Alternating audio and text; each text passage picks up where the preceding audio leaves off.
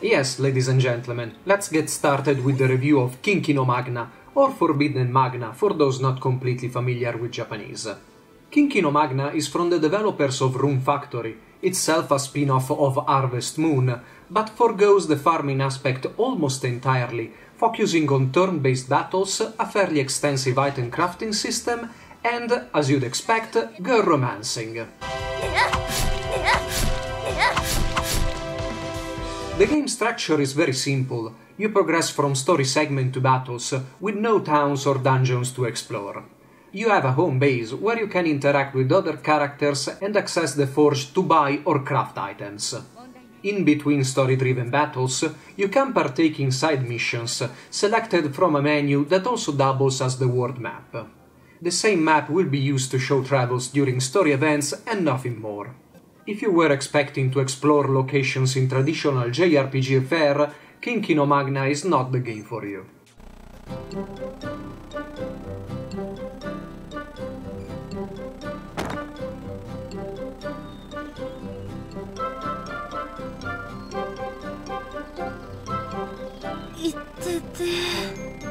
In this game you play as an unassuming red-haired boy, whom you can name as you like, that one day stumbles on a girl encased in a crystal.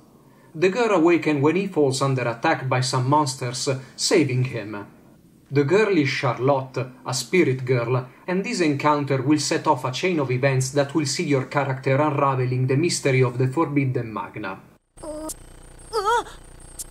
If this doesn't sound all too original, it's because Kinki No Magna ticks all the checkboxes for standard JRPG stories. Protagonist with a dark, forgotten past? Check. Female friend with feelings toward him but him too dumb to notice? Check. Other 6 spirit girls covering the usual stereotypes, from the loli to the tech freak? Check. Male friend whose only purpose is to dress up spirit girls as maids, even when they are unconscious? Check. Although the last one might not be all that normal. Your character isn't a silent protagonist, and a few occasions you'll be asked to make a choice in your dialogues, though only a couple really affect the story. Even if you don't read Japanese, the story here is easy to follow, with character animations and the occasional voiceovers helping further. With 7 girls living with you, there must be a romancing system, and in Kinki No Magna it's called the ETR system. All 7 girls have 3 events each, that not only will make you and her closer, but will also give both characters special battle skills.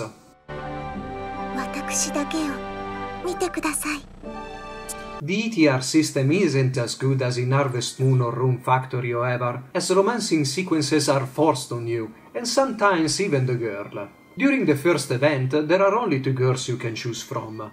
During the second, a third girl joined the party several missions before, but the choice is limited to the girl you didn't choose earlier. The following events always limit your choice. In game terms, it makes sense to choose all girls at least once, but there is a strong emphasis on Charlotte and Beatrice, the first 2 girls, where you might want to go with Francesca, the dark-skinned tomboy, or Diana, the shy one. Battles in Kinki No Magna are turn-based, with characters taking action based on their speed. Maps are gridless, characters can move freely within their allowed area and perform one action, chosen between attack, guard or item. Ending a turn without taking any of these actions will build up APs, used to execute special skills, which is also the last type of action a character can perform. After romance events, involved characters also gain a tension meter, filled by attacking and killing enemies. Tension attacks are particularly powerful, with some requiring you to fill the tension meter 2 or 3 times.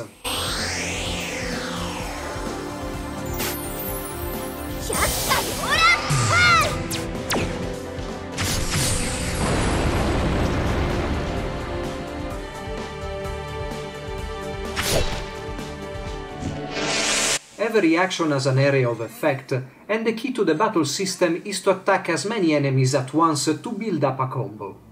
Defeated enemies will be knocked back, their trajectory based on the shape of the attack, and might hit other enemies, further building up the combo counter. Striking 10 or more enemies with one attack will grant a character an extra turn, though this cannot be repeated a second time. Enemies are divided in 3 categories: spawn points, leaders, and cannon fodder. Cannon fodder enemies go down with one hit, are spawned by leaders, and are capable of only basic attacks. Leaders can control up to 10 lesser enemies, can spawn them if they control less than that, and they move and attack as a group. Leaders can also perform special attacks. Just like your characters, these special actions are based on available APs, and you can expect leaders to create more enemies as long as they can. Spawn points, as the name suggests, are enemies that spawn leaders every once in a while. The vast majority of spawn points are immobile, but a few bosses can also act as spawn locations. At first, the battle system is pretty fun, and recalls the likes of Phantom Brave or Grandia. However, as the enemies get stronger, it's evident that leaders have way too much health, and taking down one might require more than 3 turns with all your characters constantly attacking it. Special and tension skills are powerful, but they work better against many enemies. Against a single enemy they often inflict the same damage as a normal attack. Once leaders cannot constantly stream in enemies, battles become boring 4 versus 1s, and all missions have 3 or more leaders, not including spawn points, to go through.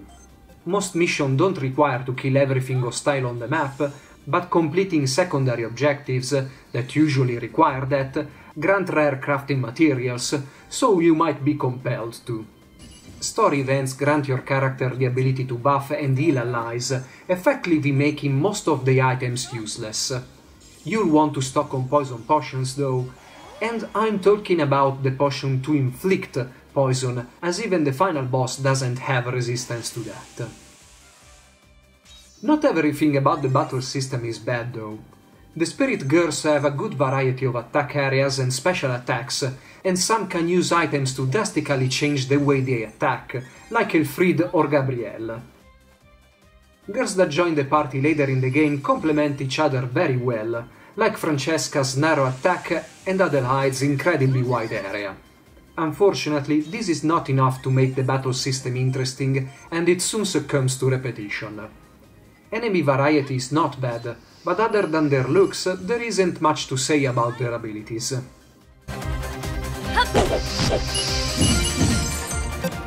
Items dropped by enemies can be used to craft a variety of objects, from buffs, nerfs, or even new character skills.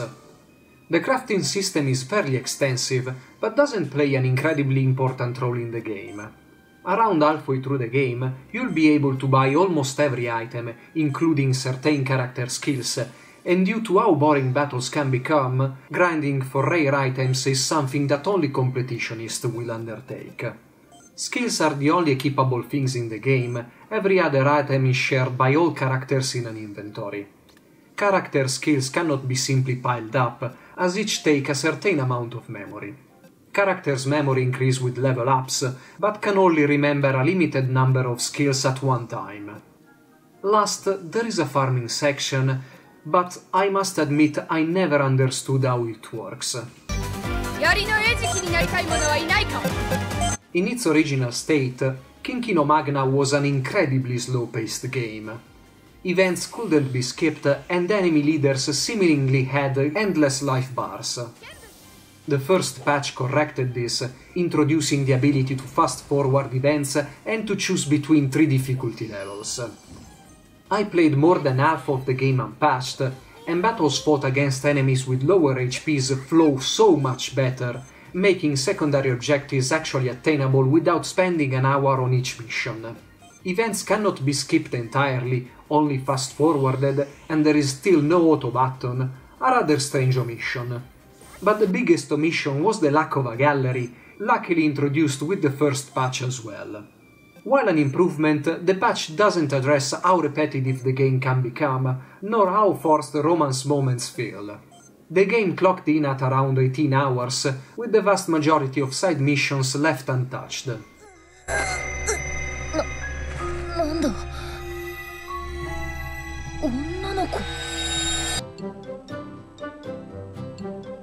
Kinki No Magna knows how to look good. A lot of care has gone into every sprite, from main characters to common enemies.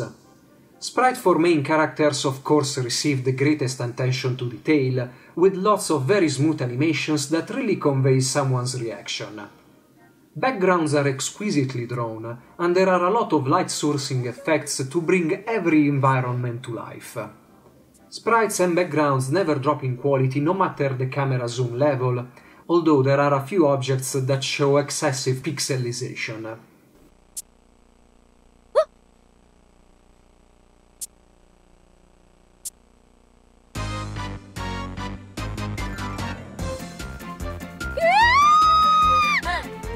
If I really want to go on with the nitpicking, I have to say that the portraits used in the game don't really look like the original character design, but the game has a constant art direction throughout, so there are no elements that look out of place. The depth effect is very subtle, but everything, from environments to movies, benefit from it.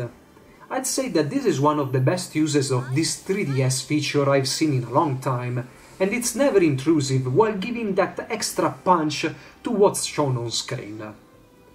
Not enough, the game never really falters even with a lot of sprites on screen, though there are short pauses before some enemies make their move. The sound department doesn't perform as good as the graphics. Voices are limited, with only few lines and the videos receiving full voiceovers, and the music is forgettable. There is nothing really bad in either, but surely you won't remember Kinki No Magna for its acting or impressive score. Being a JRPG, Kinki No Magna is heavy on text. The game is still playable by those not knowing Japanese, but there will be a rather high wall to climb when dealing with the item crafting, abilities and mission objectives. If you are happy with almost ignoring the craft system and just get a general idea of the story, Kinki No Magna is perfectly playable. Items can be understood in a few tries, just like character abilities. At the time of this review, there hasn't been any official announcement about an English localization, although Xseed expressed interest in the game. So, do I recommend Kinki No Magna? Not as an import, way too much is lost to language, even if the story doesn't sound particularly complex, revolutionary, or told in a very peculiar way. If it ever gets ported to a language you understand, well, there are many shortcomings, and the game sometimes downright stumbles upon what should be its strong points, like the ETR system or battle length and repetitiveness. Kinki No Magna is by no means a bad game, it's just very average and won't leave a lasting impression. The various Harvest Moon and Rune Factory games might not have an harem of Maiden Heaven girls, but are more unique and better thought. I hope you have enjoyed this review and you'll stick around for more. Briare Oskarensky, over and out.